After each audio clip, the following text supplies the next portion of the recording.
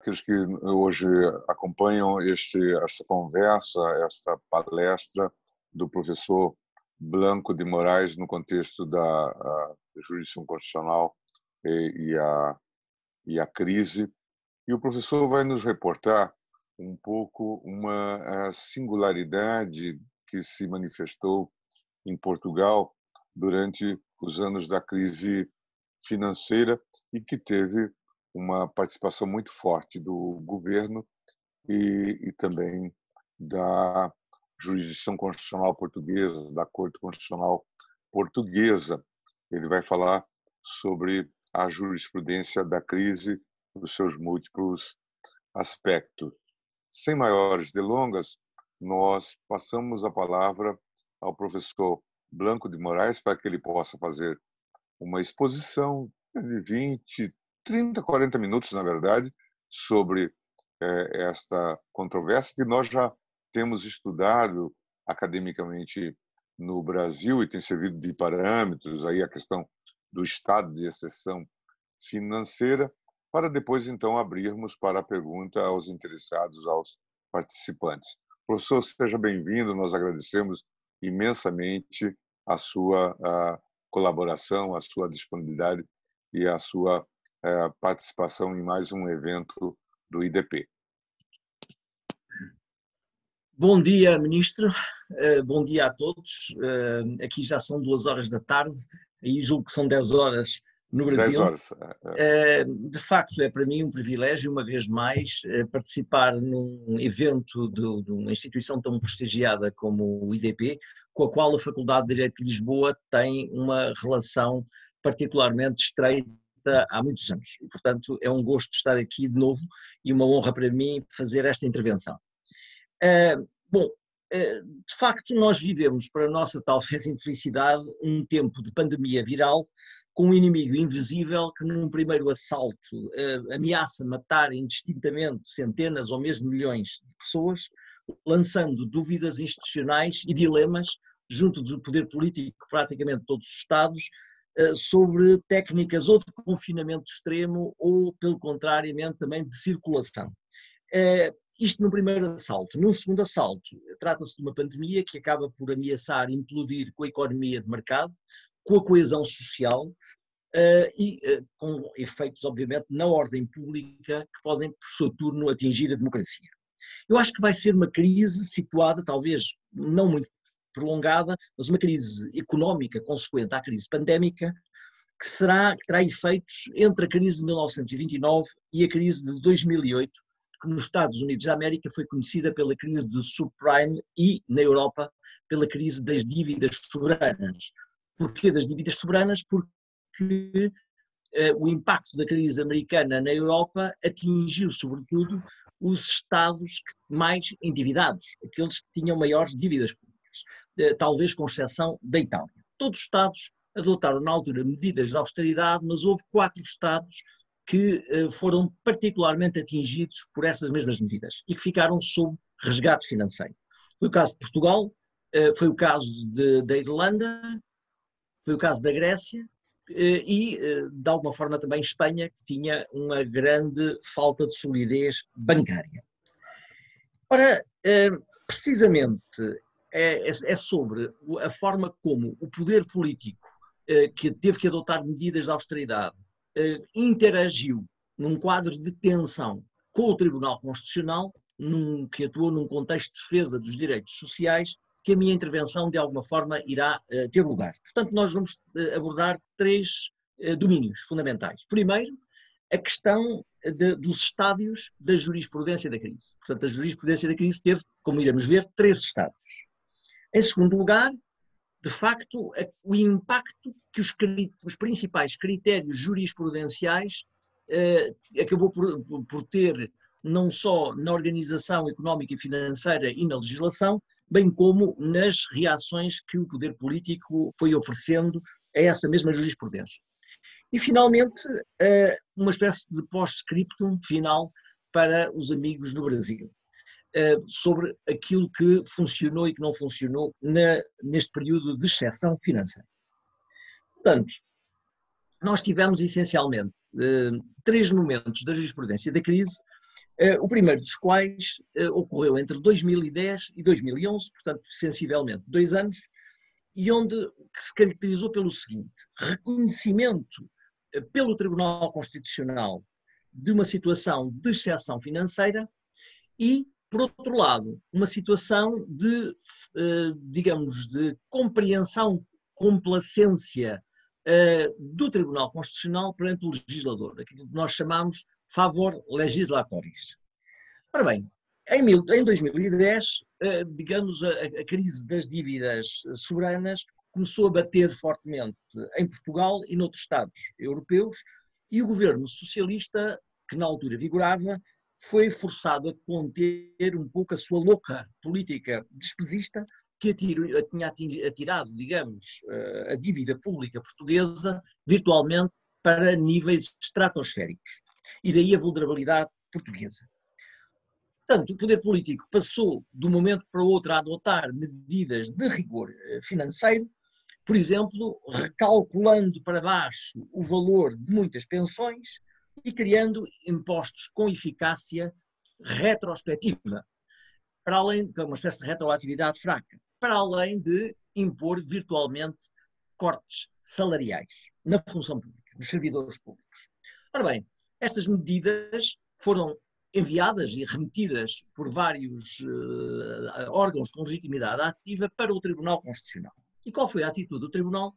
O Tribunal não julgou a inconstitucionalidade de nenhuma destas medidas.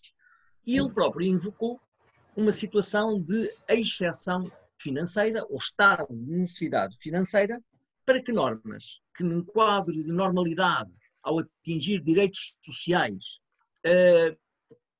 poderiam ser julgadas inconstitucionais, todavia teriam aqui um fundamento justificante dessa mesma exceção na base do crivo do princípio da proporcionalidade. Portanto, num quadro de ponderação, o Tribunal Constitucional invocou a exceção financeira para fazer em balanceamento prevalecer o interesse público ditado pela urgência financeira sobre afetações negativas ou desfavoráveis a direitos sociais ditados pelas políticas de austeridade.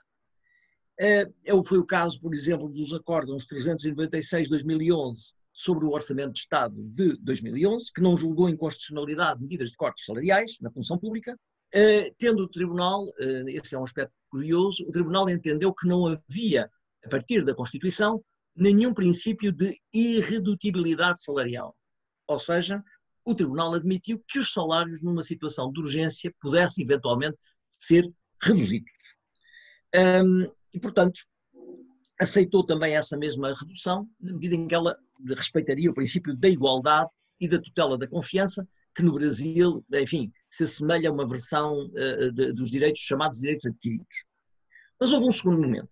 E esse segundo momento foi o momento particularmente, enfim, relevante do ano de 2012.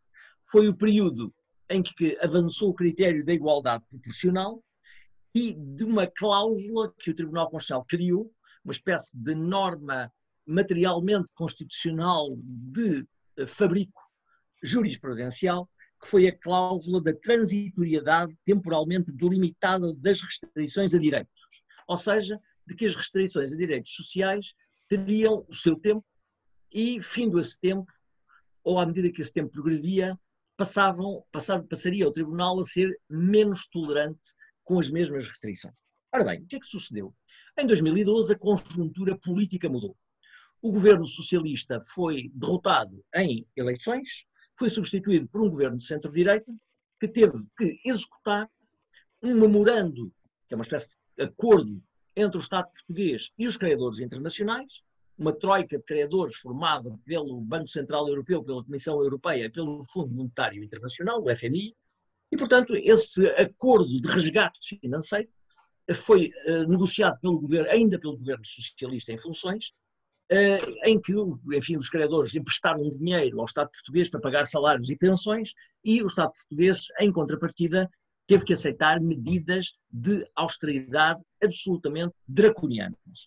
Nesse momento, a soberania do Estado, obviamente, que ficou comprometida. A ideia de soberania que se encontra prevista na Constituição no fundo, foi apagada durante um tempo. O ministro dos Estrangeiros, na altura, disse que estávamos sob uma situação virtual de protetorado, porque, na verdade, o programa do governo futuro ia ser o programa económico e social dos credores. E, portanto, foi um governo de centro-direita que ganhou as eleições, que teve que executar as medidas de austeridade negociadas pelo Partido Socialista.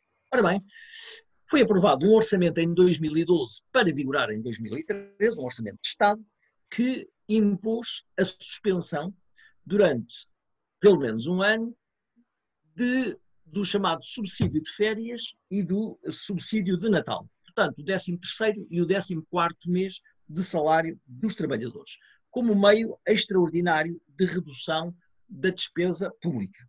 Todavia, aquilo que aconteceu é que esta medida de rigor, no fundo, 2 salários mensais desapareceram dos salários dos trabalhadores da função pública. Estas medidas de rigor somaram-se já aos cortes salariais que tinham sido anteriormente ditados pelo governo socialista. Ora bem, o Tribunal Constitucional, que até à altura teve uma atitude muito complacente, resolveu, segundo os seus críticos, fazer uma prova de vida. E, efetivamente, foi um acórdão de viragem emblemático, que foi o acórdão 353 de 2012. Ora bem, o que é que este acórdão disse e porque é que foi de viragem? O acórdão pegou um pouco na sua orientação anterior, dizendo o seguinte: quer os trabalhadores da função pública, quer os trabalhadores da área privada, teriam de suportar necessariamente os sacrifícios derivados, digamos, da necessidade de equilibrar as contas públicas, no fundo, um sacrifício coletivo. Todavia, o Tribunal admitiu, à luz do princípio da igualdade, que os trabalhadores da função pública pudessem ter mais sacrifícios. Em primeiro lugar, não só pela estabilidade de emprego, mas também pelo facto de receberem os seus ordenados, os seus salários, por verbas públicas, por verbas orçamentais. No fundo, o Estado, o setor público, pagaria os seus salários. Portanto, quem recebe salários do setor público poderia, obviamente, ter um conjunto, digamos, mais severo de restrições salariais, tendo em conta que era necessário equilibrar precisamente as contas públicas. E, portanto, o princípio da igualdade foi interpretado no sentido de tratar também desigualmente o que era diferente. O que o Tribunal acrescentou foi o seguinte: só que essa desigualdade tem que ser proporcional, ou seja, não pode ser desproporcional. Não pode ser uma desigualdade em que, de facto, os cortes sejam sucessivos e que tenham o céu como limite. Tem que haver um limite, à luz do princípio da proporcionalidade. A desigualdade tem que ser adequada, tem que ser necessária ou indispensável para atingir determinados objetivos e, enfim, o interesse público deve prevalecer. E o que é que disse o Tribunal, então? O Tribunal entendeu que 2 cortes era demais. Portanto, ter-se-ia violado esta conjugação entre o princípio da igualdade e da proporcionalidade e as normas orçamentais eram inconstitucionais. Todavia, o Tribunal, em função de uma exceção financeira que reconheceu também na jurisprudência anterior, o Tribunal Constitucional entendeu que, por razões de interesse público, portanto estamos aqui a utilizar o mecanismo 282, número 4, que tem no Brasil o seu reflexo no artigo 27º da lei de 99, aquilo que disse o Tribunal é que, por razões de interesse público, esses cortes, portanto, apesar de serem inconstitucionais, deveriam operar nesse âmbito económico. O que é que fez o Tribunal? O Tribunal, neste acórdão 353 de 2012, julgou a inconstitucionalidade da norma, mas salvaguardou os seus efeitos passados, porque isto ocorreu sensivelmente a meio do ano, ou nos primeiros meses do ano. Portanto, salvaguardou efeitos passados e fez uma sentença que, a meu ver, enfim, na altura disso é inconstitucional, salvaguardou também efeitos futuros até ao final do ano económico. Ou seja, o orçamento era inconstitucional, mas produziria os seus efeitos até ao final do ano. Eu sei que no Brasil, no artigo 27º, é possível, digamos, este mecanismo operar, a salvaguarda de efeitos futuros. Em Portugal, isso não é possível. De qualquer forma, o Tribunal aprovou esta sentença. Esta sentença valeu não necessariamente pelos seus efeitos, mas porque constituiu uma advertência ao legislador. A ideia é inconstitucional, desta vez passa, portanto não há efeitos de nulidade, a norma inconstitucional produz os seus efeitos por razões de interesse público ligados ao equilíbrio de contas e à exceção financeira, mas foi uma sentença apelativa, ou uma sentença de advertência. tiro de pólvora seca, como alguns disseram. Para o próximo ano, se o legislador voltar a aprovar um orçamento com características semelhantes, ele será inconstitucional e o Tribunal não vai salvaguardar os efeitos. Portanto, os efeitos de inconstitucionalidade. Portanto, foi um período de transição, de viragem da jurisprudência e de advertência ao legislador.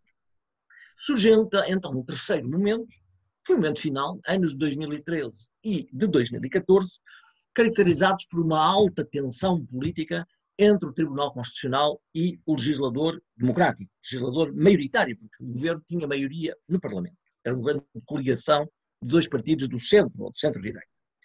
O Tribunal Constitucional, desde 2013, julgou a inconstitucionalidade de múltiplas leis ditadas pela maioria. Foi o caso de normas de 2 orçamentos de Estado, onde se operavam reduções salariais.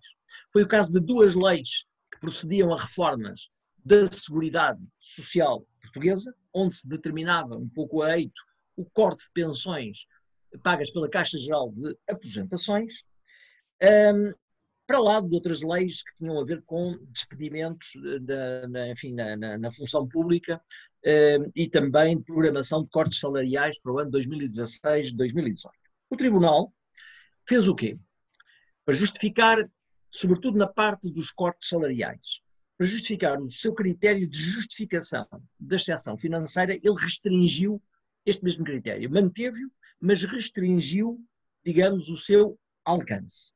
E criou a tese da chamada transitoriedade das medidas financeiras, uma cláusula de transitoriedade, uma criação jurisprudencial, que dizia essencialmente o seguinte: estamos em exceção financeira, essa exceção financeira é limitada no tempo pela vigência do memorando, ou seja, do acordo com os credores, que vigoraria até 2014. A partir desse momento, já não havia justificação para os cortes salariais. Ponto número 1.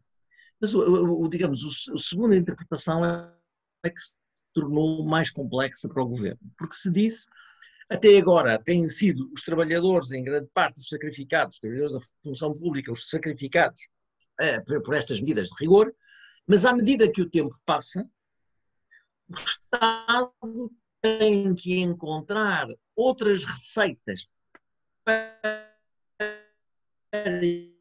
equilibrar,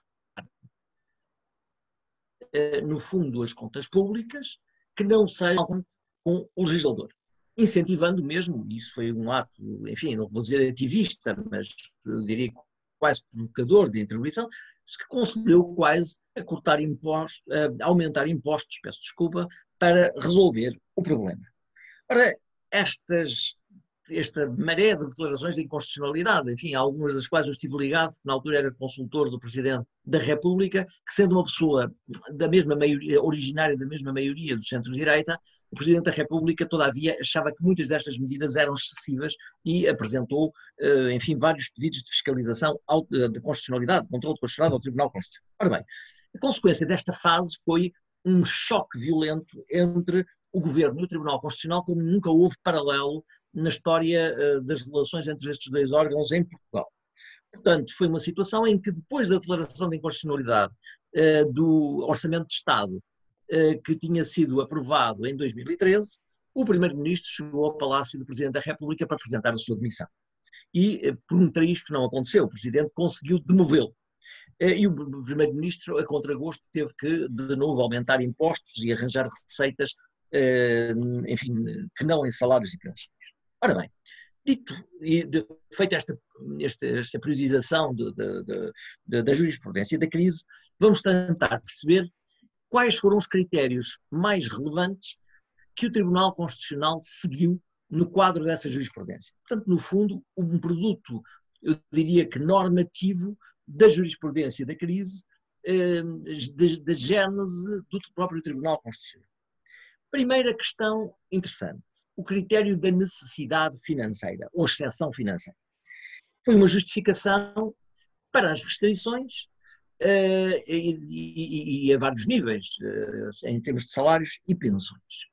E a primeira questão que se coloca, dado que foi o Tribunal desde 2010 que adotou esta ideia de exceção financeira, que não está na Constituição, a Constituição não prevê exceção financeira, portanto foi Como é que ela nasceu?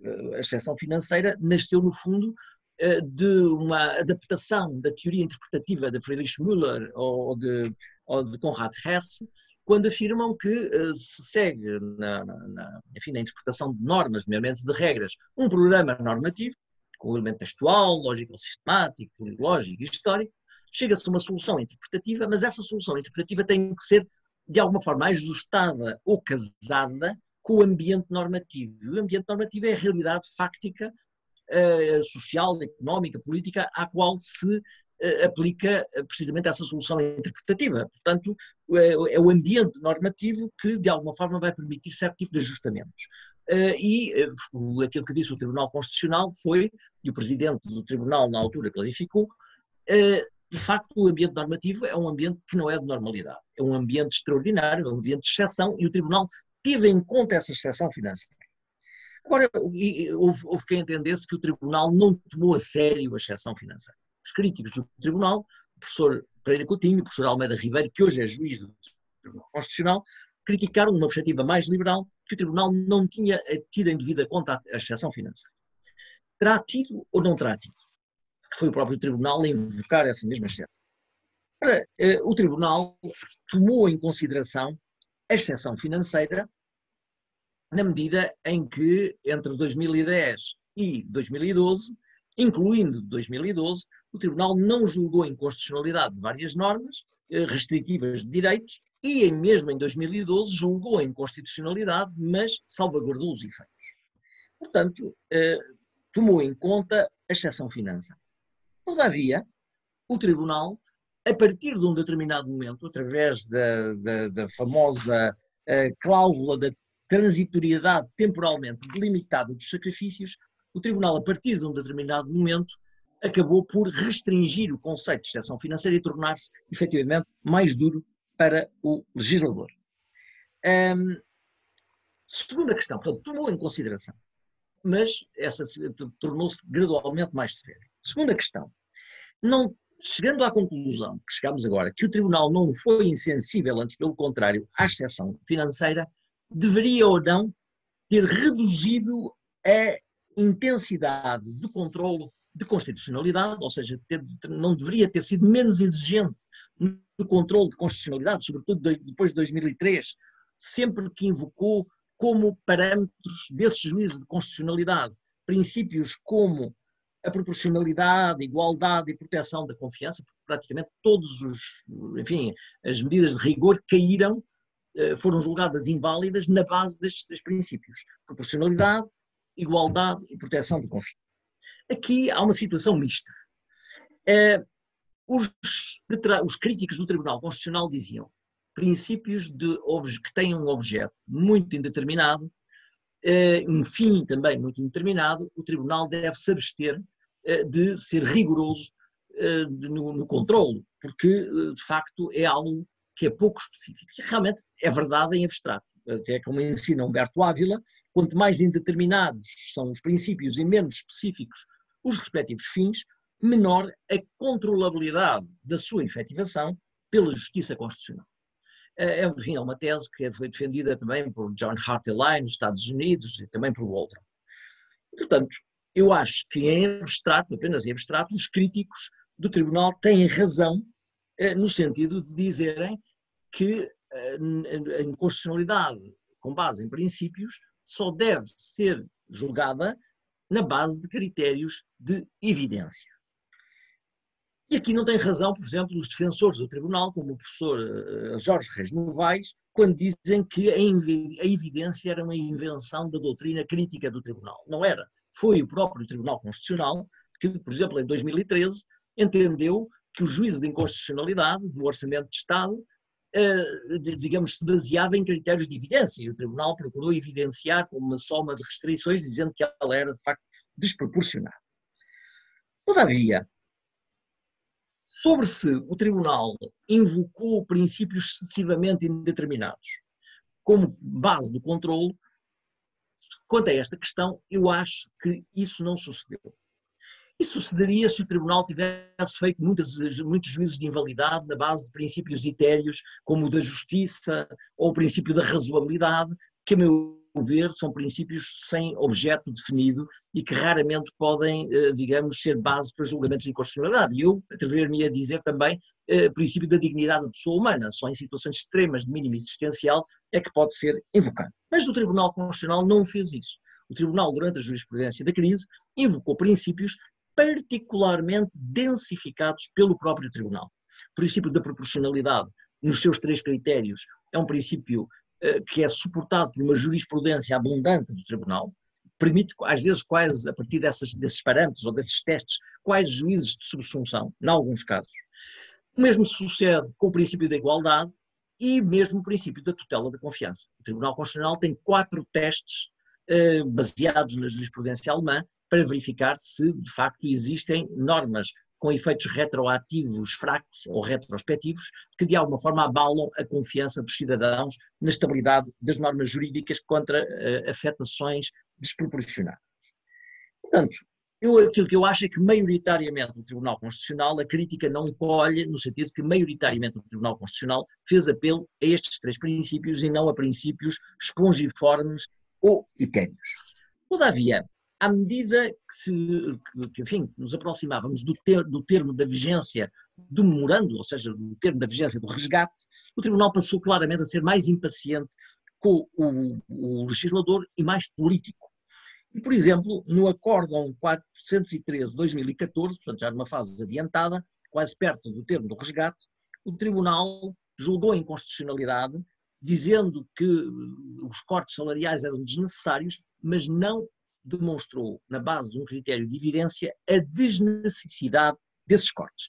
E tudo terminou no Acórdão 574 de 2014, que também invalidou cortes salariais programados para 2016-2018, na base de uma mistura de conceitos onde nada faltou, quer dizer, fórmulas interminadas, saltos lógicos, declaração quase que a crise tinha terminado, como se o Tribunal Constitucional pudesse declarar o fim de uma crise económica. Portanto, esse foi um acórdão que foi talvez a maior vergonha da jurisprudência da crise, um dos piores acórdãos que o Tribunal Constitucional fez. Bom, mas uma andorinha não faz a primavera e, portanto, não foram, neste caso, este tipo de últimas decisões que mancharam a jurisprudência da crise. Eu direi que uma boa parte das normas, sobretudo em 2012, 2003, foi razoavelmente justificada de modo equilibrado. Portanto, em balanço, é aquilo que nós podemos dizer. A evidência, enfim, no quadro da convocação de princípios como parâmetros de constitucionalidade é algo particularmente importante, mas o Tribunal conseguiu justificar, melhor ou pior, essa evidência num conjunto de casos emblemáticos. Segunda questão, segundo critério, o critério da cláusula da transitoriedade temporalmente delimitada dos sacrifícios. Eu acho que foi o grande calcanhar daqueles do Tribunal Constitucional e que de alguma forma marcou talvez de uma forma demasiado política e negativa a última parte da jurisprudência entre 2013 e 2014. Portanto, aquilo que nos diz o Tribunal, repito um pouco aquilo que disse anteriormente, o Tribunal criou este critério na base da exceção financeira. Há exceção financeira, mas o Governo tem que encontrar outras receitas, à medida que o tempo passa e nos aproximamos do termo do memorando, tem que encontrar outras receitas que não sejam apenas cortes de salários e pensões. E, portanto, o Tribunal, a partir do momento em que entenda que essas receitas podem ser obtidas no outro lado, que é um juízo de mérito ou de optimização, o Tribunal julga a inconstitucionalidade das normas. O problema é que nós estávamos num período particularmente complicado em que receitas, quer dizer, os cidadãos tiveram talvez o maior aumento de impostos da sua vida, as classes médias foram esmagadas. E, de facto, o Tribunal atuou no sentido de dizer nós não queremos saber de problemas, arranjem o dinheiro onde puderem, nem que sejam impostos, aumentando até à exaustão, até ao confisco dos impostos, o que nós não queremos é mais restrições em matéria de salários e pensões.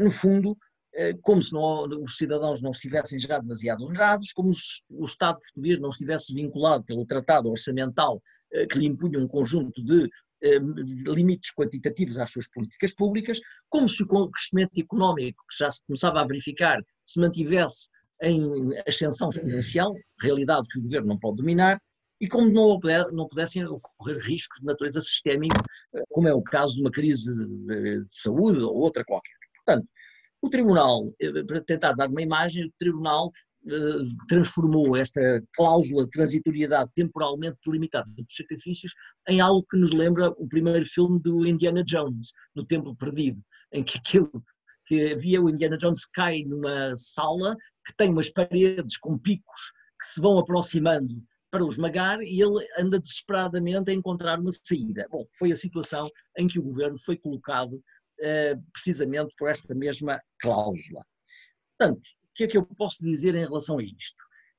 Posso dizer que a exceção financeira o Tribunal aceitou-a, mas restringiu-a com o tempo de uma forma excessiva, em que, de facto, esta situação deste tipo de cláusulas é altamente problemática para o poder político e isto dá-nos logo uma ideia de que deve ser o poder político a definir o que é a exceção financeira e o Tribunal limitar-se, no fundo, a censurar políticas desnecessárias e exorbitantes, o que não era propriamente o caso. Portanto, uma das minhas dúvidas é, nós vamos ter uma grande crise económica e financeira depois do coronavírus e, portanto, eu espero que o Tribunal Constitucional não volte a repristinar, a repor em vigor esta cláusula para, nomeadamente, encostar o governo à parede, como fez em 2008.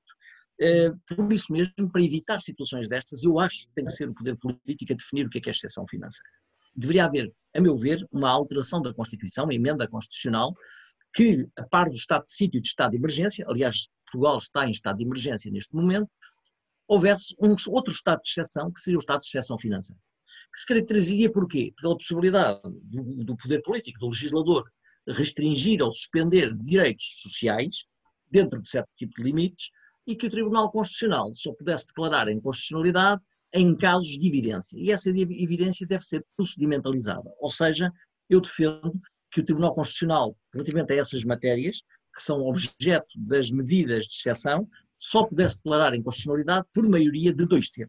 Porque uma maioria de 2/3 implica um grande consenso e uma evidência potencial relativamente à questão da exceção. Um terceiro critério é o critério de igualdade proporcional. O Tribunal Constitucional foi muito criticado, incluindo pela vice-presidente do Tribunal, pela professora Lúcia Amaral, minha querida amiga, que ela disse que o Tribunal deu um passo gigante ao misturar o princípio da igualdade com o princípio da proporcionalidade como parâmetros de controle de constitucionalidade. E precisamente, enfim, ela disse que o Tribunal foi ativista. Eu aí não concordo que o Tribunal tenha sido ativista, porque o princípio da igualdade teve sempre em si subjacente uma proibição de arbítrio, de discriminações arbitrárias. E o princípio da proporcionalidade é um princípio de proibição também do excesso e do arbítrio. Portanto, os dois princípios acabam por ser cumuláveis ou podem ser de alguma forma combinados como parâmetro de validade. Isso esteve em causa por causa, à conta, e lembram-se daquilo que vos disse há pouco, daquele corte do 13º e do 14º mês. Se não houvesse o princípio da igualdade proporcional, esta combinação de princípios, nós tínhamos que admitir que o legislador, como o Tribunal tinha dito que devia haver uma desigualdade nos cortes entre trabalhadores da função pública e trabalhadores privados, poderia, relativamente aos trabalhadores da função pública, ir sucessivamente cortando componentes salariais, depois do 13º e 14º mês, porque não o 11º e o 10º mês. Qual era o limite dos cortes? O mínimo existencial? Obviamente que isso, enfim, o Estado não estava num quadro de Estado falhado também. Portanto, obviamente o céu não pode ser o limite a cortes e a penalizações salariais. E, portanto, este princípio, eu entendo que não foi uma manifestação ativista, é o produto da combinação de dois princípios que a própria Constituição prevê, tem precedentes na jurisprudência constitucional alemã e foi uma forma de limite de cortes tidos como claramente desnecessários. E o facto é que o governo acabou por encontrar receitas a nível tributário ou de outras e que se mostrou, enfim, claramente depois a desnecessidade do corte. Quarta questão. Será que o Tribunal, na defesa dos direitos sociais, adotou a tese do professor Reis Novaes que defende a indivisibilidade entre direitos, liberdades e garantias e direitos sociais? Diferentemente da Constituição brasileira, os direitos sociais não têm na ordem jurídica portuguesa aplicação imediata. os direitos, liberdades e garantias, de acordo com o artigo 18º, que é apenas aplicado a direitos, liberdades e garantias, os direitos, liberdades e garantias podem ser objeto de restrições, mas essas restrições têm um conjunto de limites particularmente relevantes. Ora bem, os direitos sociais não estão sujeitos a esses mesmos limites. O professor Reis Novaes diz que o 18º já caducou, perdeu o seu interesse, ou então é aplicável aos direitos sociais, mesmo que o mesmo preceito o não preveja. Esta tese, enfim, que tem apoio, como sabe, no Brasil há muitos autores da área do neoconstitucionalismo e mesmo de outros setores que entendem que há uma aplicabilidade imediata, na base do artigo 5º, um dos incisos, há uma aplicabilidade imediata dos direitos sociais, mesmo contidos em normas programáticas, direitos sociais de prestação, a aplicação imediata. Em Portugal isso não sucedeu. Ora, o Tribunal Constitucional não adotou a tese do professor Reis Novaes. Portanto, não defendeu os direitos sociais na base do artigo 18º, aplicando o seu regime de eficácia imediata. O Tribunal defendeu, essencialmente, os direitos sociais com base naqueles princípios que falei: igualdade, proporcionalidade e proteção da confiança, bem como justa causa no despedimento. Portanto, é uma orientação que não foi ativista e que, obviamente, que deverá ser mantida agora no futuro, quando de novo houver onerações em direitos sociais que são inevitáveis depois da pandemia. O último ponto desta intervenção é se o Tribunal Constitucional português foi transformado num poder político concorrente com os outros poderes, ou seja, num poder moderador, um soberano, tal como o imperador do Brasil e o rei Dom Pedro de Portugal exerciam, na base das Constituições de 1824 e 1826, um poder moderador, um poder suprapoderes, um poder corretivo ou regulador. Ora, sobre esta questão, a primeira subquestão que podemos colocar é o seguinte: terá emergido ou não um Tribunal Constitucional demasiado forte? Eu acho que sim, que o Tribunal aumentou a sua força e essa força podia ter sido muito problemática. Conseguiu ser, no limite, um moderador não convidado, que, se tivesse continuado, digamos, nessa sua política de afrontamento ao governo, teria podido colocar Portugal numa situação particularmente crítica. Porquê? Porque o Estado passou a depender do Tribunal Constitucional quanto à possibilidade de poder cumprir ou não os seus compromissos com os credores. Portanto, o memorando podia ter sido descumprido se o Tribunal Constitucional tivesse refinado e reforçado os seus critérios de avaliação. Portanto, isto poderia ter dado origem a uma situação complicada, como se houvesse políticas em que o governo estivesse totalmente maniatado de adotar políticas de rigor, nós podíamos ter tido um segundo resgate internacional com uma situação muito semelhante à da Grécia, onde o povo sofreu particularmente.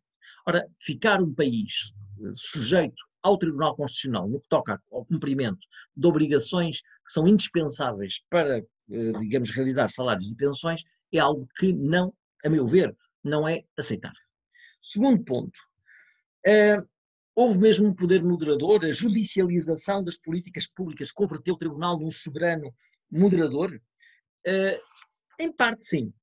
O Tribunal, num determinado momento, resolveu intervir como Tribunal, e depois, à medida que o tempo passava, em que na rua, digamos, muitas pessoas contestavam as políticas sociais, começaram a apresentar cartazes a dizer I love Tribunal Constitucional, o Tribunal Constitucional teve um período de algum narcisismo relativamente ao seu poder e passou a atuar, no fundo, como um contrapoder com reflexos internacionais. Por exemplo, as agências de rating fizeram subir os juros da dívida soberana e, portanto, desceram o rating do Estado português e, portanto, aumentaram os juros da dívida soberana porque contavam na avaliação do estado das finanças em Portugal e das medidas destinadas a equilibrar essas mesmas finanças, contavam com a imponderabilidade das decisões do Tribunal Constitucional. Portanto, o Tribunal Constitucional, para o fim, foi um poder moderador. E aquilo que se perguntará, agora numa segunda sequência de questões, terá sido a crise que fez crescer o Tribunal Constitucional? Ainda é um poder moderador nos dias que correm? Ora, a resposta é, foi a crise que fez crescer o Tribunal Constitucional, que também tinha um presidente de esquerda, e de esquerda dura na altura, que fazia gala em afrontar o governo. Portanto, a esquerda fez crescer o Tribunal Constitucional. A esquerda, perdão, a crise fez crescer o Tribunal Constitucional.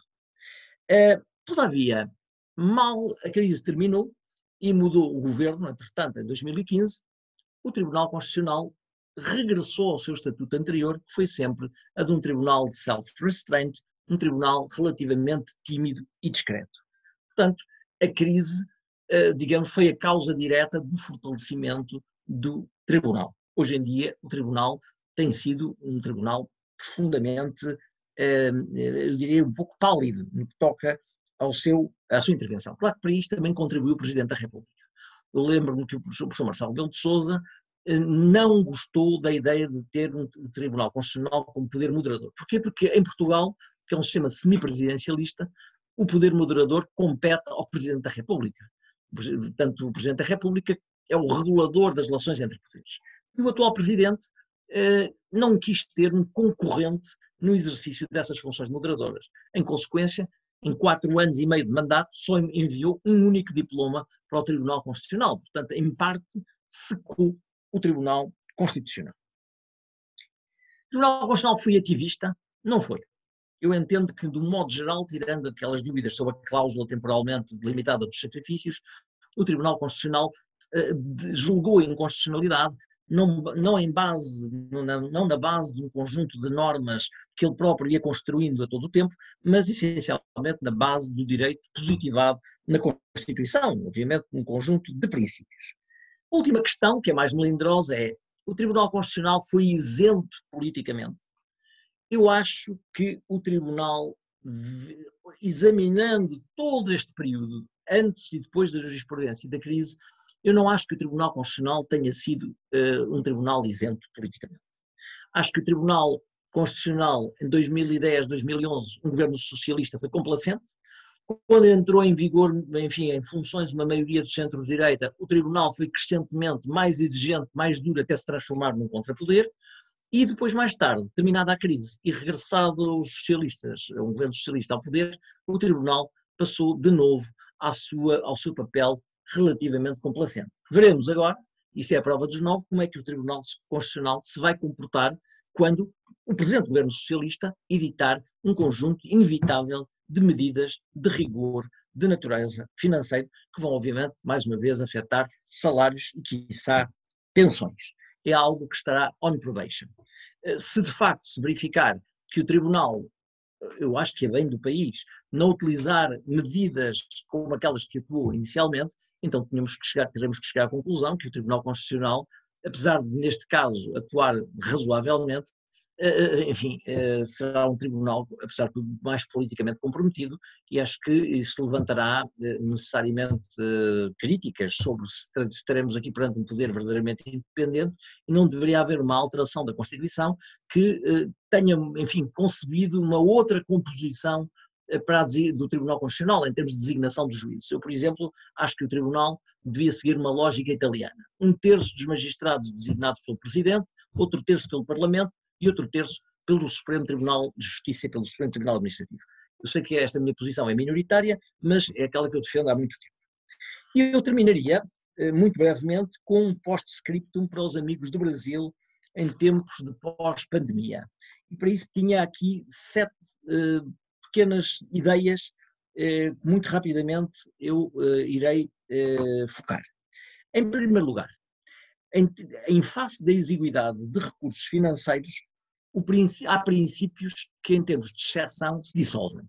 E um deles é um princípio que, a meu ver, não é um princípio, mas no Brasil há quem entenda que é o princípio da proibição de retrocesso social.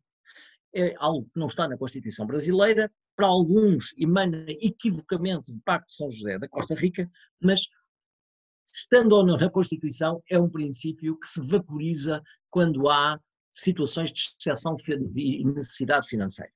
Efetivamente, muitas vezes, a questão da exiguidade de recursos leva a retrocessos sociais, leva a cortes salariais, leva a suspensões ou congelamentos de salários, ou mesmo a cortes e a recálculos de pensão que acabam por ser verdadeiros cortes. porque de facto, por vezes, o dinheiro não estica, não chega, e portanto o limite, muitas vezes, para certas situações, acaba por ser mesmo o mínimo existencial. Portanto, por isso é um retrocesso, quando muito, para naquilo que é a salvaguarda do mínimo existencial à luz da dignidade da pessoa humana. Ponto número 2, o critério da necessidade financeira como restrição, digamos, como fundamento da restrição a programas sociais, não está na Constituição, mas integra o ambiente normativo. E, portanto, os tribunais constitucionais estão autorizados precisamente a tomar em conta esta medida de valor, mesmo que ela não se encontre constitucionalizada. É um critério implícito ligado a uma necessidade. Todavia, acho, em Portugal, por razões até de defesa contra excessos de intermissão do Tribunal Constitucional, deveria este estado de necessidade financeira estar constitucionalizado. Terceiro, as reduções dos salários dos funcionários públicos e das pensões só podem ser temporárias, à luz do princípio da igualdade proporcional. Portanto, cortes de salariais, se ocorrerem, obviamente que devem ter limites, e um limite é, de facto, o limite da necessidade absoluta e da indispensabilidade desses mesmos cortes, num quadro de proporcionalidade. Ponto número 4, princípios de conteúdo indeterminado, como princípios da justiça, ou da razoabilidade, ou até da dignidade da pessoa humana, não são princípios adequados para serem parâmetros de validade, dado que dão, no fundo, podem fazer com que a justiça constitucional concorra com o legislador através de juízos de optimização. Acho que um tribunal que julgue sistematicamente a inconstitucionalidade baseada em princípios etéreos, obviamente passa a ser objeto de críticas particularmente severas. Só em quadros de absoluta evidência é que alguns destes princípios, como a dignidade da pessoa humana, por exemplo, devem ser diretamente convocados, sob pena de ativismo. E de um ativismo pouco tolerável, à luz do princípio democrático. O legislador está mandatado para, no fundo, decidir sobre opções primárias em termos de políticas públicas. Pois, no ponto número 6, eu direi só que as ponderações, e reitero aquilo que o professor Humberto Ávila repete frequentemente, fazem-se entre princípios e não entre regras e princípios constitucionais. E, finalmente, portanto, as ponderações não fazem-se apenas entre princípios e não entre regras e princípios. E não entre regras e princípios. Ponto número 7 e último, eu direi, isto é uma matéria muito controversa, que a aplicação do artigo 5º e do inciso do artigo 5º sobre a eficácia imediata dos direitos sociais e prestações, obviamente tem que ser objeto, julgo, por uma questão de necessidade, de reinterpretação. Há direitos sociais que têm aplicação imediata, que são os direitos trabalhistas, mas os direitos sociais e prestações, como a própria Constituição o indica, não só em termos, por exemplo, do direito à saúde, que está dependente da adoção de políticas públicas de imediação, criadas pelo legislador, mas também pela própria figura do controle de constitucionalidade por omissão, aquilo que se verifica é que os direitos sociais e prestações têm uma dimensão negativa, que essa tem aplicabilidade imediata, ou seja, são proibidos atos legislativos que de alguma forma tentem suprimir esses direitos ou tentem fazer uma ablação do seu núcleo essencial, portanto é a componente defensiva desses direitos que tem uma aplicabilidade imediata, mas a componente positiva desses direitos, ou seja, a efetivação num quadro de otimização desses direitos sociais, é que, obviamente, que está sujeita à discricionariedade do legislador e à reserva do financeiramente possível. E, portanto, neste domínio são aplicáveis, o que se pode dizer, são aplicáveis os direitos sociais em termos imediatos, aqueles cujas normas constitucionais correspondentes permitem essa aplicação imediata. Aqueles que fazem intermediar a lei ordinária, obviamente que dificultam essa aplicação imediata. Portanto, o papel do legislador e o critério da disponibilidade financeira, da reserva do financeiramente possível, que nem sempre, enfim, tem sido totalmente aceito pelos tribunais brasileiros, aqui terá de ser absolutamente essencial, que não podem salvaguarda de certos direitos, a partir de um determinado momento em que haja um grande quadro de crise financeira e de ausência de recursos, não pode, numa situação dessas, dar origem, digamos, a uma bancarrota do próprio Estado, a partir da qual não haverá direitos para ninguém. E, portanto, eu terminaria dizendo isto: é importante que o regresso da construção da reserva do financeiramente possível, no que toca, digamos, à construção positiva dos direitos sociais, E com uma palavra de esperança, porque acho, foi para o Brasil, porque acho que o Brasil, apesar de tudo, em relação ao Portugal, tem melhores condições de enfrentar a crise financeira, não só porque tem mais recursos, mas também porque pode imprimir moeda, coisa que Portugal não pode fazer. Quer dizer, o Brasil, os Estados Unidos, o Reino Unido podem lidar com esta situação imprimindo moeda, mesmo que isso crie uma certa inflação.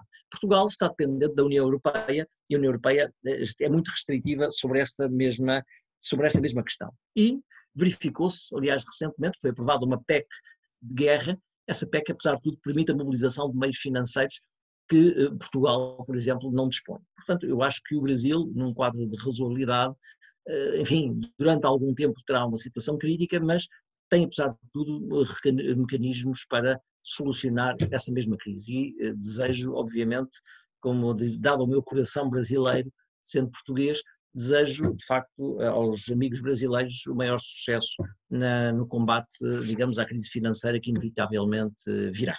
E, portanto, terminaria aqui a minha intervenção. Muito obrigado. Professor, obrigado por essa belíssima exposição. Acho que foi bastante claro, dando um panorama desta crise financeira e da jurisprudência da crise, e mostrando também o contexto político em que ela se desenvolveu, o que teve como pano de fundo dois governos, o governo socialista e o governo centro-democrático, e mostrando também os desdobramentos no âmbito do Tribunal Constitucional.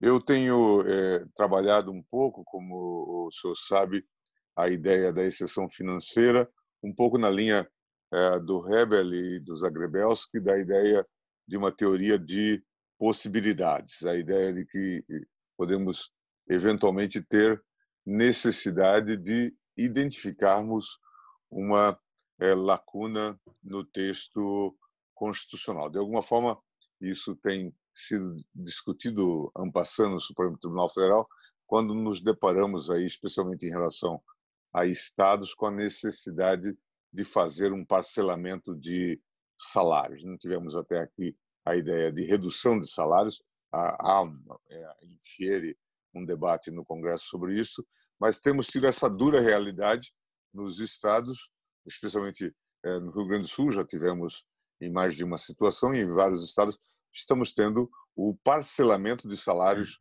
dos servidores públicos, e aí, pelo menos para uma justificativa, se tem falado um tipo de pensamento de possibilidades. Mas eu gostaria de agradecer enfaticamente a sua colaboração e essa belíssima palestra, e gostaria de que os nossos colegas que nos assistem pudessem fazer perguntas.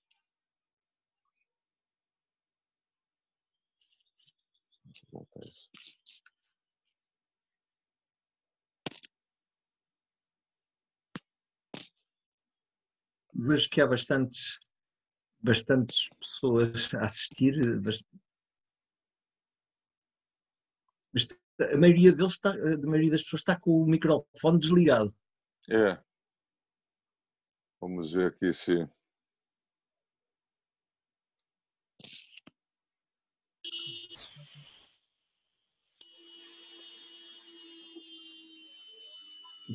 Os microfones parecem desligados.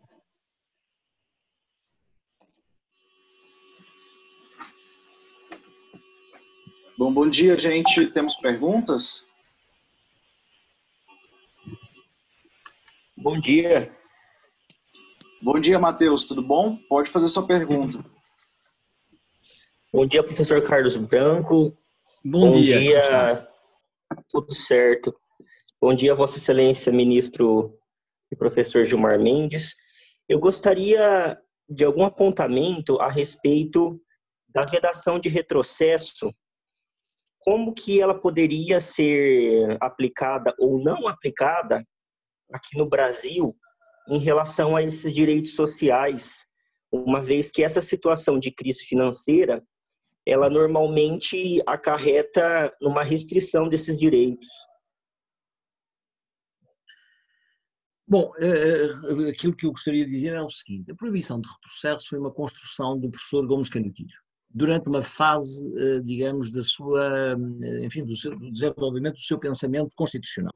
Ele entendia que a Constituição tinha uma vocação dirigente e que essa vocação dirigente apontava para determinados fins que o legislador deveria sempre cumprir, e no plano dos direitos sociais, a partir do momento em que houvesse um conjunto de direitos, como a irredutibilidade salarial, em tese, ou direito a certo tipo de pensões da Seguridade Social calculadas nos termos legais, não poderia haver, digamos, retrocesso dessas mesmas prestações, ou seja, não podia haver redutibilidade salarial ou redutibilidade das pensões.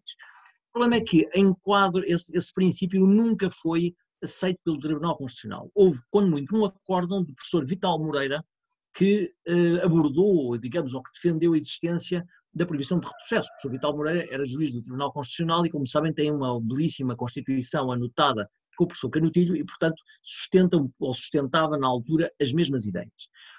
O facto é que o princípio não está previsto na Constituição, seria um princípio implícito, e o Tribunal Constitucional teve sempre muita preocupação em não, digamos, incorporar este critério. Em última jurisprudência, o Tribunal diz que, quando muita proibição de retrocesso tem a ver com o mínimo existencial. Ora bem, é uma coisa completamente diferente. Haver uma intangibilidade do salário e haver a possibilidade de recuar o salário até ao mínimo existencial. Portanto, desde que se recue, há retrocesso. Ora bem, em situações de crise financeira é impossível sustentar a intangibilidade dos salários. Se a crise for muito grave, se houver um quadro particularmente grave dessa mesma crise. Portanto, não havendo dinheiro em caixa, o Estado paga aquilo que puder, não é? E, efetivamente, em Portugal nunca se colocou esse problema, e o Tribunal Constitucional, na jurisprudência da crise, disse que há redutibilidade salarial. No Brasil, eu penso que há discussões mais complexas sobre essa matéria. Há quem fale da proibição do retrocesso como princípio implícito da Constituição, muitos constitucionalistas defendem, outros dizem que ocorre por via da integração do Pacto de São José da Costa Rica. Eu presumo que não tem valor constitucional. Primeiro, eu conheço a cláusula, é um bocadinho ambígua, não diz claramente por A mais B que há proibição de retrocesso. Em segundo lugar, digamos, enfim, não quero aventar ou meter a foice em ciência alheia, mas, de facto, o Pacto de São José da Costa Rica não lhe foi reconhecido, tanto quanto eu sei, valor de norma constitucional, de acordo com as disposições próprias da Constituição brasileira. Acho que vale como convenção internacional, não é? Portanto, enfim, entendo que o princípio da proibição de retrocesso não é um princípio constitucional positivo no ordenamento brasileiro. Quanto ao aspecto concreto do retrocesso, eu acho que depende das circunstâncias, não é? Depende da situação financeira. Por aquilo que eu ouvi ou que li de ontem para hoje, o próprio Presidente da República estaria contrário aos cortes salariais e defenderia, suspensão de aumentos salariais. Não sei, isso é um problema que eu acho que é essencialmente do foro do legislador. Ante a ausência explícita de um princípio constitucional de proibição de retrocesso, eu acho que a questão está, primeiro destinatário é o legislador e o Tribunal Constitucional, obviamente, o STF, deve atuar, se nomeadamente houver cortes salariais ou de intangibilidade, de violação do princípio, digamos, do equilíbrio salarial à luz da proporcionalidade, em que se houver cortes e esses cortes forem desproporcionais, obviamente que, enfim, a Justiça Constitucional deve atuar, como atuou em Portugal, para evitar excessos, não é? Excessos do legislador. Às vezes o legislador é mais papista que o Papa, e eu acho que o Tribunal Constitucional em Portugal atuou porque o primeiro-ministro, na altura, que é uma pessoa, aliás, estimável, teve uma frase que foi feita em off, segundo o qual os cortes eventualmente poder-se-iam prolongar no futuro ou podiam ficar como cortes definitivos, ou seja, colocou-se a hipótese de no futuro não haver mais 13º e 14º mês. Eu acho que isso era considerado algo excessivo e o Tribunal atuou de uma forma mais dura. Não sei, é uma hipótese. Não sei, os ministros Gilmar, eventualmente, sobre esta matéria, com certeza que falará melhor do que eu. Eu tenho falado, professor, que talvez a gente possa até, eventualmente, se aceitar a ideia do princípio do não retrocesso, talvez com base, aí vem o mimetismo do nosso professor Reis Novaes, com os direitos fundamentais de perfil geral, mimetismo do núcleo essencial, da ideia de proteção do núcleo essencial, mas aí poder-se trabalhar com uma ideia ou conceito de ponderação. A própria ideia de princípio de não retrocesso, ela contém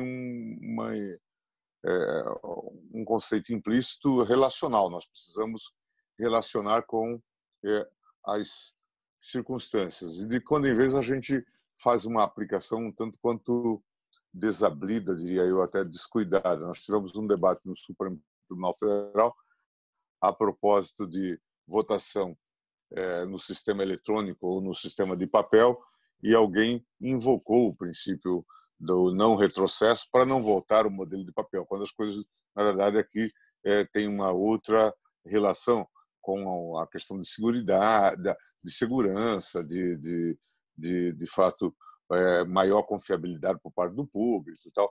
Então, no fundo, há misturas. Mas, diante, de fato, de realidades que se podem colocar, eu acho que o próprio sistema constitucional de controle financeiro propicia eventuais cortes e legitima eventuais cortes, tendo em vista a necessidade de equalização de receita e despesa. Nós estamos vivendo um momento bastante dramático em que, como eu já disse no início, há um impacto direto sobre as receitas do Estado. As despesas podem continuar elevadas, mas as receitas sofrerão impacto em função, e aí vem aquele estudo também do nosso colega português, do Casale Tanabás, sobre o Estado fiscal, o Estado que arrecada recursos a partir da atividade de tributação, basicamente. Então, isso precisa ser levado em conta. Mas eu gostaria de saber se tem mais algum colega que gostaria de fazer alguma outra pergunta.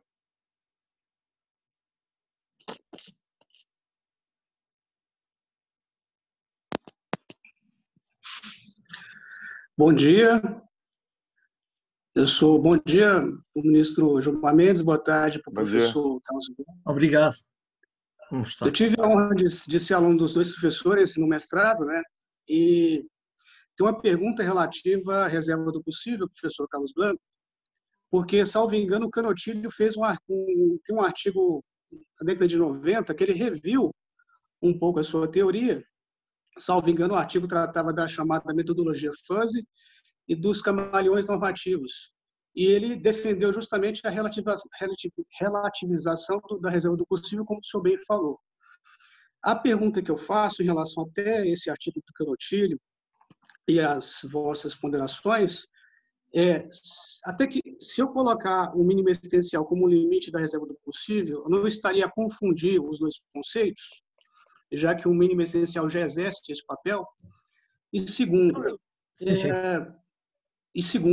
no Brasil, a Flávia Pelvezan defende que esse princípio, como o senhor bem falou, tem uma origem na Convenção de Direitos Sociais, Econômicos e Culturais, que imporia aos Estados-membros a implementação progressiva de direitos sociais a partir do momento em que houvesse condições financeiras para tanto. Diante desta afirmação, será que haveria também uma condição de anormalidade ou de excepcionalidade para flexibilizar esse princípio? Então, essas são as duas colocações que eu tenho a fazer a princípio. Muito bem. Muito obrigado pelas perguntas. Prazer em revê-lo. Quanto à primeira questão que colocou, efetivamente o professor Gomes Canotilho alterou as suas posições anteriores. Quer dizer, primeiro alterou em 95 a questão da Constituição dirigente e, posteriormente, nesse artigo do método Fuzzy, obviamente que também alterou construções anteriores sobre a proibição de retrocesso e a reserva do financeiramente possível. O professor Gomes Canotilho entendeu que a satisfação dos direitos sociais depende, essencialmente, daquilo que ele chama de disponibilidade de caixa, ou seja, da existência de recursos financeiros que permitam satisfazer essas exigências ou essas incumbências programáticas da Constituição. E, de facto, o professor não só nesses artigos, no partido daquele livro chamado Brancosos e não sei o quê, onde está, de facto, esse artigo sobre o método Fusey, o professor Gomes Canutilho não só entende que a reserva de financiamento possível é efetivamente um elemento do qual depende a efetivação de direitos e, portanto, sobretudo tendo em conta a existência de situações de ausência ou de retração drástica de recursos, como mesmo, digamos, a proibição do retrocesso foi mitigada pelo próprio autor. Mesmo o professor Reis Novaes, com cujas posições eu não concordo a vários níveis, em particular sobre a indivisibilidade dos direitos sociais e dos direitos de liberdade, o próprio professor Reis Novaes não aceita o princípio da proibição do retrocesso. O professor Reis Novaes diz que em situações extremas de necessidade financeira, a reserva do financiamento possível será o limite. E a reserva de financiamento possível é o limite no sentido de que, havendo possibilidade de retrocesso, todavia se deve, digamos, se deve salvaguardar aquilo que é o conteúdo essencial do direito, que muitas vezes coincide com o mínimo existencial. E, portanto, respondendo à sua questão, eu não acho que haja contradição entre a reserva do possível e o mínimo existencial, porque, de facto, uma situação de ausência ou de quebra brutal dos recursos pode reduzir, digamos, muitas vezes as prestações do Estado ao mínimo existencial. Eu estou a falar de uma situação de catástrofe, não é? E, portanto, pode reduzir ao mínimo existencial. O que eu acho que há uma contradição é, a nível do Tribunal Constitucional, entre o Tribunal dizer que, digamos, a proibição de retrocesso equivale ao mínimo existencial. Isso é que eu acho absurdo, porque o mínimo existencial já é um retrocesso. Isso aí acho que é quando o Tribunal disse isso, em jurisprudência, precisamente durante o período da crise, o Tribunal quis minimizar o sentido da proibição do retrocesso, mas casou com algo que é incompatível. Quer dizer, o mínimo existencial é um retrocesso, não é? Agora, não acho que haja contradição entre esse mínimo existencial e a reserva do financiamento possível. Pelo contrário, acho que numa situação absolutamente crítica, aquilo que é a obrigação do Estado é, à luz da dignidade da pessoa humana, salvaguardar o núcleo dos direitos, ao mínimo de efeito útil nos direitos sociais, portanto, ao mínimo existencial. Quanto à segunda questão, eu conheço bem a posição da professora Flávia Piovesan, não aceito, quer dizer, os seus pressupostos relativamente ao Pacto de São José da Costa Rica. Acho que, quando muito, valeria essa norma a título de convenção internacional, nunca como direito constitucional incorporado, porque não foi incorporado expressamente na própria Constituição, a partir do Pacto, portanto vale como convenção internacional. Agora, concordo consigo quando disse, no caso de se aceitar a posição da professora Flávia, no pressuposto de aceitar o princípio da proibição de retrocesso dentro dos predicados da professora Flávia, aí poderá aplicar-se ou aceitar-se que, ante uma situação, não tendo o Estado disponibilidade financeira, para, de alguma forma, garantir esses direitos a prestações nos termos em que garantia, portanto, havendo uma alteração de circunstâncias, obviamente que nessa perspectiva, até segundo a sua própria lógica dela, não é? Poderia haver um retrocesso, poderia haver, digamos, uma redução das prestações, face aos patamares anteriormente sustentados. Pode-se fazer esse raciocínio a contrário senso, com base na não disponibilidade do Estado. Enfim, é o meu entendimento. Bem, vamos a uma próxima pergunta, se houver. Professor, eu gostaria de fazer uma pergunta. Sim, com certeza. Muito bem. Olá, como está, professor? Como tem passado? Tudo bem. Espero que esteja bem com o senhor. É um prazer, é uma satisfação revê-lo. Boa tarde ao senhor. Bom dia ao professor Gilmar Mendes. Bom dia. Professor Carlos Blanc, a minha indagação, ela fica restrita ao reconhecimento de que passaremos momentos difíceis, né? Teremos um agravamento da parte econômica, com uma iminente crise econômica que está por vir, e, com certeza, o Estado brasileiro, o Estado português, todos os Estados terão que se adequar aos novos gastos públicos, né? Então, aqui no Brasil já se fala em cortes, em vários setores. E uma questão que me chama bastante atenção, e eu gostaria de consultar a opinião do doutor, no que toca ao momento de cortes de gasto público, até que ponto nós teríamos a obrigação de observar o princípio da igualdade. Porque sabemos que os cortes podem ocorrer em diversos setores, públicos e privados. Aqui no Brasil já se fala em cortes de salários de servidores, ou parcelamento num primeiro momento. Mas, enfim, até que ponto nós teremos que respeitar o princípio da igualdade, senhor doutor, no que toca os cortes, para que todos os brasileiros possam, de alguma maneira, dar a sua parcela de contribuição na solução da crise econômica que está por vir? Bom, isso é uma pergunta particularmente difícil, porque, enfim, eu posso tentar explicar o que é que sucedeu em Portugal, não é?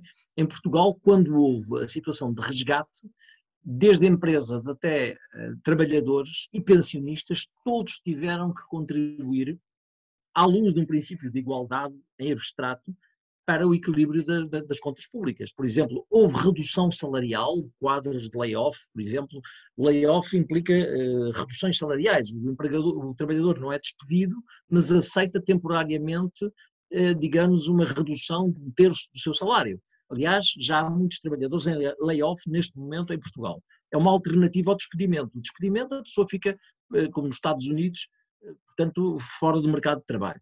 Portanto, é uma medida drástica. Em Portugal, a ideia é muitos trabalhadores, quer dizer, a par dos despedimentos, há situações em que a empresa conserva os trabalhadores semi-inativos ou inativos, paga-lhes 2/3 do salário, mas não lhes paga 1/3 do salário. Portanto, no setor privado existiu um quadro de layoff e até de reduções salariais acordadas para a manutenção dos postos de trabalho. Na função pública, a questão foi diferente. A questão foi um aumento dos impostos, de sobretaxas sobre os impostos que já eram pagos e reduções pontuais de prestações complementares aos salários, que no fundo envolveu uma redução salarial. E entendeu, digamos, a Justiça Constitucional que havia sacrifícios, ou deveria haver sacrifícios dos dois lados, mas devia haver mais sacrifícios dos trabalhadores públicos, servidores do Estado, na medida, e de outras entidades públicas, na medida que recebiam por dinheiros públicos. Ora, digamos, os dinheiros públicos são importantes para o equilíbrio do orçamento de Estado, entre receitas e despesas. Portanto, significa que, digamos, os problemas relacionados com os salários dos trabalhadores do setor privado não contribuíam diretamente, digamos, a nível de impostos talvez, mas não contribuíam diretamente para um equilíbrio financeiro de curto, enquanto os salários dos servidores públicos fazem parte das despesas do Estado, não é? Portanto, daí haver uma desigualdade admitida, que é os servidores do Estado têm maior segurança nos empregos e, portanto, recebem por dinheiros públicos, portanto, podem ter, digamos, uma maior oneração. Isso foi o que aconteceu em Portugal. No Brasil, eu não sei, este princípio da igualdade proporcional penso que não foi colocado e também ainda não se percebeu muito bem, porque a crise, digamos, a parte mais intensa da crise financeira ainda não chegou, ainda não se percebeu exatamente o que é que o legislador vai fazer, não é? Eu acho que, quadro crítico, todos os setores, estou a falar em abstrato, todos os setores devem contribuir para, digamos, o equilíbrio das contas públicas e digamos, do funcionamento do Estado Social. Isso devem contribuir empregadores, devem contribuir trabalhadores, devem contribuir pensionistas, na medida do possível, não é? E aqueles que eventualmente mais ganham, mais terão de eventualmente contribuir. Pelo menos numa fase transitória, não é? E, portanto, é nesta base que eu vejo o princípio da igualdade. Eu não vejo, agora, só em função do caso concreto, só em função de certo tipo de leis que sejam adotadas para resolver a crise financeira, é que casuisticamente verificaremos se existe ou não, digamos, alguma violação do princípio da igualdade com ou sem proporcionalidade. Quanto ao resto, é apenas um princípio geral. Quer dizer, acho que o poder político deve, na medida do possível, através de impostos, através de cortes, digamos, fazer com que todos os setores contribuam para, no fundo, o equilíbrio das contas públicas e do funcionamento do Estado Social naquilo que são prestações mínimas e mais do que mínimas, as prestações a que estará obrigado na medida do possível, não é? Na medida do financeiramente possível. É aquilo que eu posso dizer em termos abstratos, não é? Depois só em face de medidas concretas é que podemos verificar se elas violam ou não o princípio da igualdade. Não sei se o ministro Gilmar, porque isto é uma questão mais ligada ao Brasil, não sei se não se está a ouvir, ministro. Acho que é uma questão, está bem posto, acho que é uma questão que nós vamos ter que, de fato, discutir, e entre nós agora está a ser votada, possivelmente agora no Senado, esta PEC da crise, né, do chamado orçamento de guerra, e certamente vão se colocar debates a propósito dessa temática, inclusive sobre cortes que eventualmente venham a ser propostos, porque de um lado nós estamos a verificar uma situação que é de cortes e de outro estamos a verificar também expansão de determinados direitos, alguns direitos, especialmente esses ligados a pessoas vulneráveis, estão sendo ampliados, como investimentos em alguns setores também estão sendo ampliados. Há até uma reclamação de melhoria dos recursos para a saúde, mas certamente se colocar essa ideia de cortes, especialmente de cortes de salários, já está havendo o layoff, já está havendo a discussão sobre cortes na esfera privada, até porque há ameaça de desemprego, né? Mas também está havendo esse modelo subsidiado de manutenção dos empregos com algum tipo de repactuação. Isso certamente nós vamos ter que discutir. Mas eu gostaria de saber se temos mais alguma pergunta, porque o importante é a participação do professor Blanco de Moraes.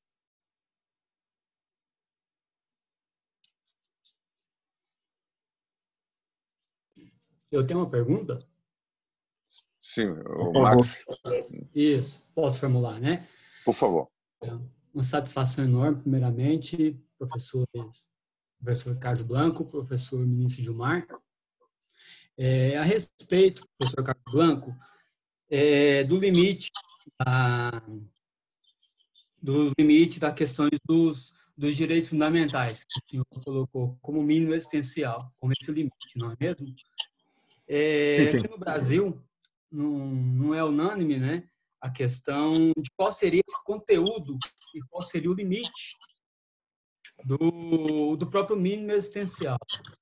Com base nessa controvérsia, eu pergunto, o que seria, então, o que poderíamos ter, então, como um parâmetro do conteúdo e do limite do próprio mínimo existencial?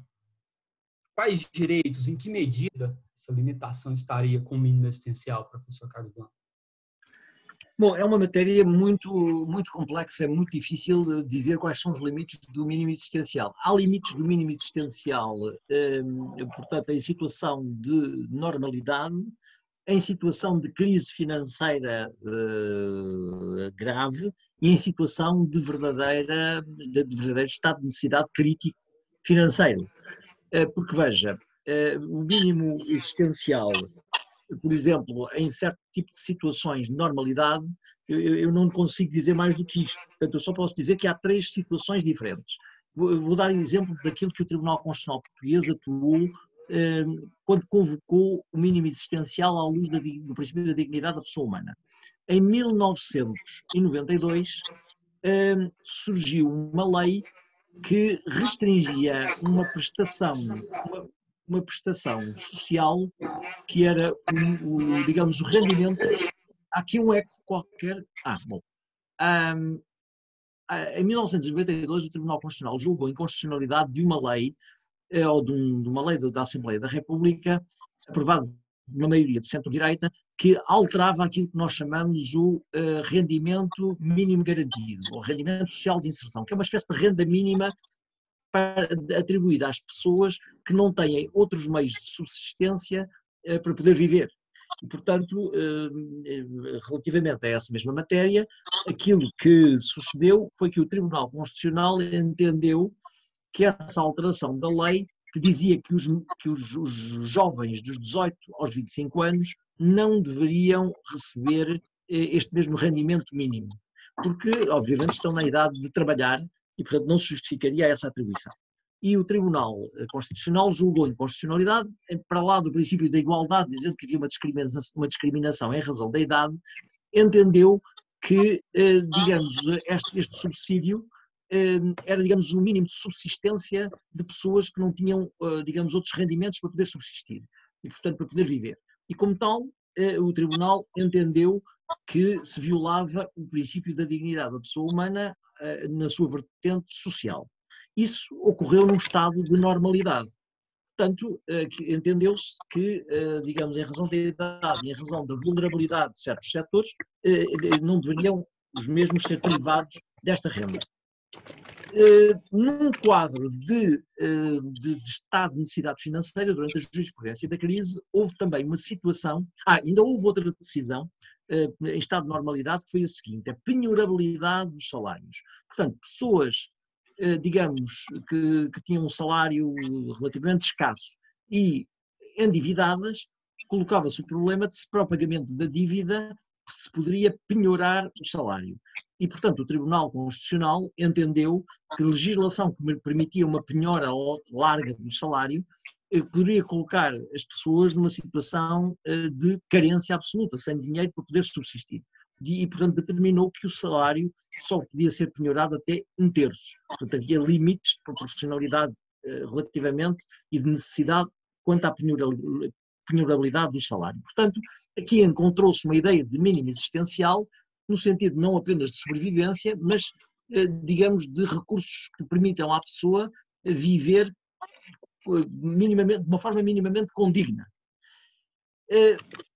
Já, digamos, durante a jurisprudência da crise, houve uma decisão também que chamou à colação o princípio da dignidade da pessoa humana e que julgou a inconstitucionalidade de uma lei que tributava aquilo que era, na altura, um subsídio de doença e desemprego. Ou seja, pessoas, trabalhadores que tivessem um subsídio de doença, que estavam, digamos, não tinham outra fonte de rendimento, e outros que recebiam um subsídio de desemprego, portanto, trabalhadores desocupados, havia uma lei que dizia que havia um tributo que incidia sobre esses rendimentos. E o Tribunal Constitucional entendeu que, digamos, a aplicação desse tributo, não é, acabava por deixar as pessoas ainda numa situação mais desfavorável, ou seja, com menos rendimentos do que se recebessem um rendimento mínimo garantido. E, portanto, entendia que estava em causa a sobrevivência das pessoas. Portanto, aqui entrou-se naquilo que é o núcleo do mínimo existencial. Não havia, por parte dessas pessoas que eram indevidamente tributadas ou excessivamente tributadas, um mínimo de rendimentos para poderem viver, digamos, e subsistir. Portanto, estes foram dois casos, um em exceção e outro num estado de normalidade, em que o Tribunal fez apelo a esta questão do núcleo existencial. Ora bem, eu direi sobre o assunto, num estado de necessidade financeira, que é aquele que todos nós vamos suportar, que o mínimo existencial é, digamos, coincide com aquilo que é o núcleo vital, quer dizer, o mínimo de subsistência.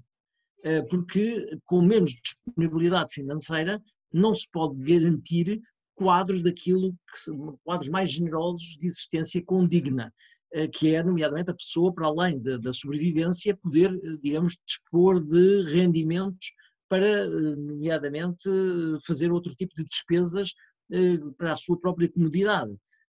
Situações extremas podem justificar, digamos, o recuo da justiça constitucional para o mínimo de sobrevivência. Não é isso que se deseja, e deseja-se que haja, digamos, de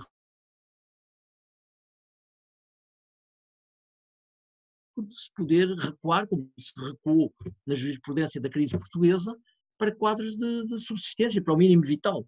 É muito duro dizer isto, mas depende da disponibilidade, como dizia o professor Canutino, depende das disponibilidades de caixa. Não havendo dinheiro, quer dizer, há a opção sempre de imprimir dinheiro e que provocar digamos, desbragadamente e provocar a hiperinflação, não é? Que, de alguma forma aí todos os setores são devastados. E, portanto, é aquilo que eu posso dizer. A questão do mínimo existencial tem várias variantes. Por exemplo, fora de um quadro de exceção, a dado passo, certos tribunais brasileiros, e eu falei nisso sobre a inconstitucionalidade por omissão no artigo para a revista dos tribunais, houve, no âmbito das prestações de saúde, certos juízes dos tribunais comuns que, para lá daquilo que eram, digamos, o mínimo, para além dos medicamentos que eram concedidos, incluíam numa cesta adoçante e até leite em pó de certo tipo de marcas. Quer dizer, se isso faz parte do núcleo existente, do mínimo existencial, eu acho que não faz, e muito menos num período de exceção. Mas, pronto, é aquilo que eu posso dizer sobre a matéria, não é?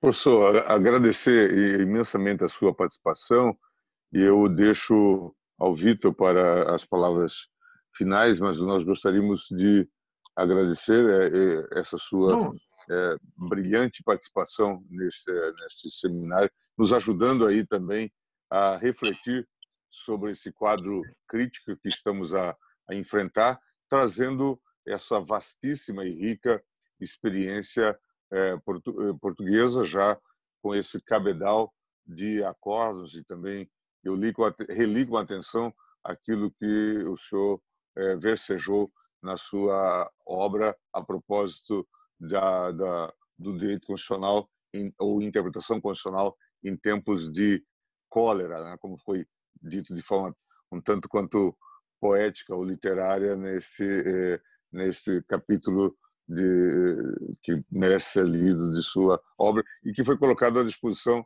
dos nossos participantes para que eles, de fato, dialoguem com as suas reflexões e com a sua obra. Deixo a palavra ao Vitor para o encerramento. Eu queria só dizer, agradecer ao ministro Gilmar as suas palavras. Aliás, esse capítulo está num livro que o próprio ministro Gilmar esteve como orador no seu lançamento, lembra-se, em 2014. Sim. Foi o seu professor, o professor Canutilho, que junto com o professor Canutilho lançámos esse livro, e foi um livro feito em homenagem também à minha filha mais nova, e foi dedicado à minha filha mais nova, que tinha 5 anos e que, enfim, viu crescer o livro, cresceu ela e cresceu o livro ao mesmo tempo. Peço desculpa, Ministro, eu é que sinto uma grande honra e uma grande satisfação em participar nesta iniciativa do IDP. Peço desculpa. Obrigado, professor. Obrigado. Eu gostaria também, em nome dos alunos, de agradecer essa honrosa participação do professor Carlos Blanco, que certamente trouxe uma densificação muito importante das discussões que nós estamos tendo no Brasil e no Supremo nos últimos tempos, em razão do nosso quadro de crise. Então, eu gostaria de, em nome dos alunos, mais uma vez agradecer muitíssimo a disponibilidade, dedicação e atenção do professor Carlos Blanco para com esse grupo. Também gostaria de deixar avisado aos participantes que nós retomaremos nossas atividades na semana que vem, no dia 13 de abril, segunda-feira, no mesmo horário, com o professor Vitalino Canas, professor também português, continuando os nossos diálogos com Portugal, e nós discutiremos sobre a teoria do professor Vitalino Canas de proporcionalidade e produção de direitos fundamentais. Portanto, assim como o encontro de hoje, acredito que seja uma oportunidade riquíssima para dialogar com esses grandes nomes do direito português. E também vamos atualizar o nosso programa, porque também teremos a honra de receber aqui no dia 18 de maio o professor Günther Teubner, que confirmou a participação também no nosso grupo de estudo. Portanto, estamos aí com grandes nomes, né, do constitucionalismo, diria, mundial, participando aí do nosso grupo. Portanto, faço aí um pedido para que todos continuem participando das nossas discussões e incentivando a realização das nossas atividades. Mais uma vez, agradecendo muitíssimo ao professor Carlos Blanco, me colocando também à disposição para eventuais esclarecimentos. Gostaria de agradecer a todos pela participação. Hoje chegamos aí quase 70 participantes. ao longo da nossa manhã, portanto, um quórum bastante elevado. Agradecendo a todos mais uma vez pela participação, eu encerro as atividades de hoje. Muito obrigado, um abraço a todos. Um abraço, professor. Um abraço, obrigado, hein?